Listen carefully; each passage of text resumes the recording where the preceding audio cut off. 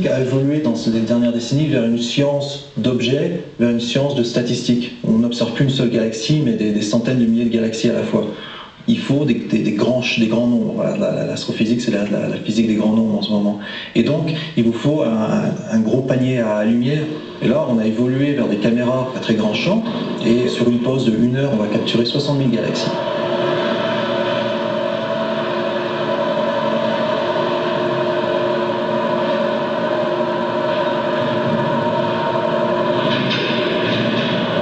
Quelle découverte avez-vous faite? On sait que l'univers est en expansion, il devient de plus en plus grand, mais cette expansion semble accélérer. Accélérer? Comment le sait-on? On a lancé un grand programme d'observation pour observer le plus possible de supernovae.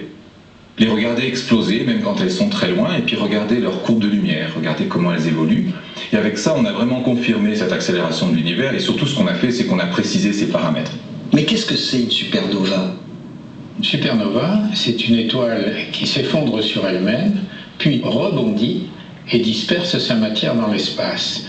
Elle atteint alors un éclat extraordinaire puisque quand il s'en produit une dans notre galaxie, elle est visible en plein jour.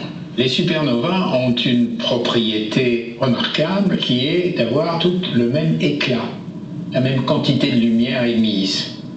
En mesurant l'éclat apparent, on en déduit la distance. Il se produit environ une supernova par siècle et par galaxie. Donc, en observant beaucoup de galaxies, on aura une répartition en distance de ces supernovae.